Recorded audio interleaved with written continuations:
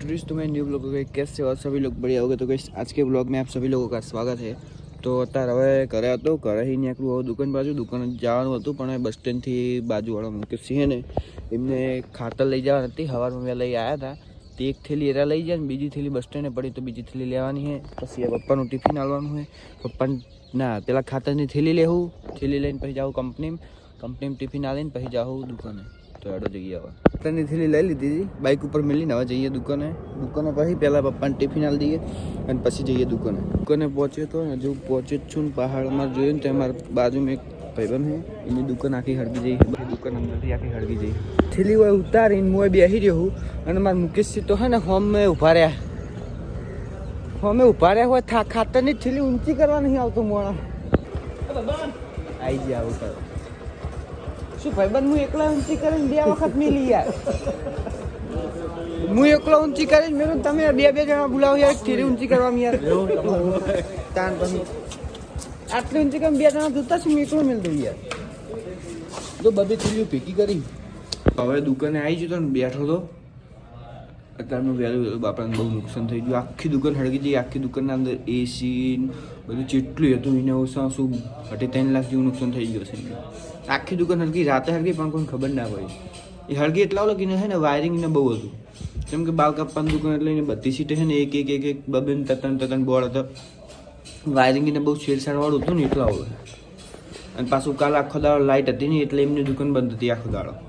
તે હોદને 5 વાગે ઓક્સિજનની લાઇટ આવી ને તેને હાલતે હળજી અને પાછી દેખાય નહીં.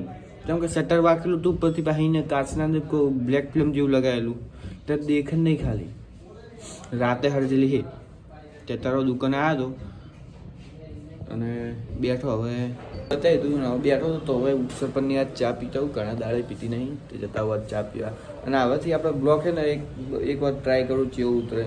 પાછળના કેમેરાથી વાઇડ એંગલમાં ઉતારું ચેવું ઉતરે જોઈએ. યુગ સરપંચની ચા થોડી ચા પી લઈએ પછી થોડા મૂડમાં આવીએ.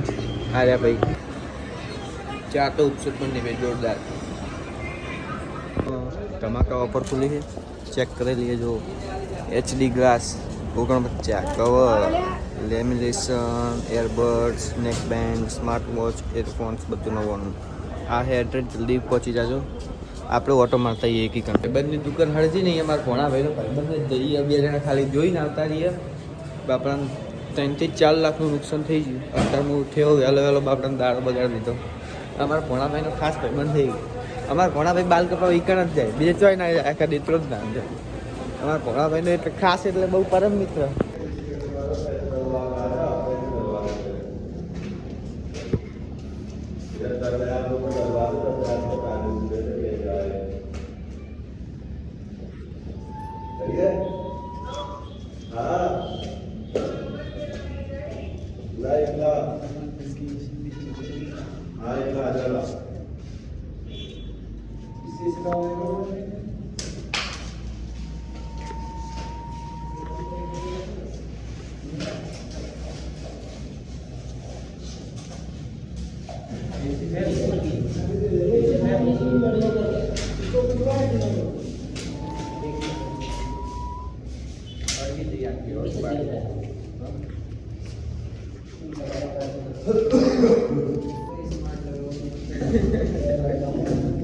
ભાઈ હે તમારે ગમે એને કોઈ ગાડી જોતી હોય ને તો મારે તો સુઝુકીમાં આવી જવાનું, કહી દેવાનું રણજીતજી તમને તરત ગાડી આવી દે.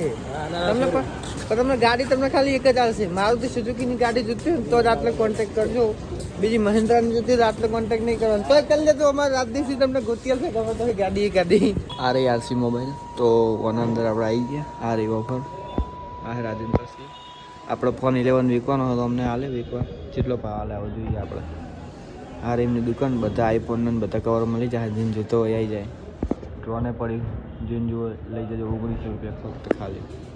અમે એક ગાડી પડી હતી સેકન્ડ હેન્ડ, તો આપણે સેકન્ડ હેન્ડ ગાડીનું કરીએ. તો આ ગાડી વેચાવા આવી છે તો જોઈ લઈએ કન્ડિશન. ગાડી વેચાવા આવી છે તો એની કન્ડિશન ચેક કરી લઈએ. તો ગાડીની કન્ડિશન એટલી બધી તો નથી સારી. કેમ કે ગાડીમાં હળો હતો અમુક જગ્યાએ. એના અંદર હળો તો હતો પણ ગાડીના અંદર હળો હતો એના જે ભાવ કે એટલા તો નહીં આવે. વચમ તો 2.5 લાખ કે એ ગાડીના હાથે તો ના આવે પણ કદાચ 1.5 જેવા તો આવી જાય. એ મુશ્કેલથી કેમ કે ગાડીનો હળો થઈ ગયો હોય, જેટલી જગ્યાએ હળો ગાડીના અંદર અમુક પાર્ટીને કલર કરાયેલા. અને બીજું એક તો ટેક્સી પાર્સિંગ છે. ટેક્સી પાર્સિંગનો ગમે તે ગાડીની અંદર ભાવ જોતો ને ટેક્સી પાર્સિંગનો ભાવ શું આવે, ટેક્સી પાર્સિંગનો ભાવ બહુ ઓછા ના આવે. બીજું પછી ટાયરો ગાડીના સારા હતા, કન્ડિશન ફૂલ હતી, ટાયરો સારા હતા ખાલી, અને પાછી બેટરી ઉતરી જાય એટલે એન્જિન જોવા મળ્યું નહીં. અને એન્જિન જોયા વગર આપણે કોઈ પણ ગાડીનો ભાવ આપણે હાલી નાખીએ, કેમ કે એન્જિન જોયા પછી તો આપણને ખબર પડે કે આ ગાડીને જેટલા આવશે ને જેટલા નહીં આવે. એટલા માટે એમને કીધું કે તમે હોદનાર જેવા આવજો, કે હું બેટરી ચાર્જિંગ કરાવીને રાખું. તો હવે જઈએ હોદનાર આજુબાજુ. એક બીજી એક 18 ઇકો આવી છે, એ હોમે જ પડી છે. તો એને હમણાં ખાઈ બેને આવીને પછી નવરો પડું તો જોતા આવીશ ને પછી બેઠા. કોઈ પણ જૂની ગાડી લેવી હોય કે વેચવી હોય તો કોન્ટેક્ટ કરજો. નીચે મને ડિસ્ક્રિપ્શનમાં નીચે નંબર આપી દઈશ, 2 નંબર હોય, ગમે એના ઉપર કોન્ટેક્ટ કરજો, તમને તમારી મનપસંદ ગાડી મળી જાય. વાગવા આવ્યા છે કોઈક હોદના, વાગવા આવ્યા કોઈક 4:30 જેવું થયું હોય. અને હવે બેઠા હતા, હવે સીટ બદલાઈ ગયા, હવે બીજા સીટ આવી ગયા.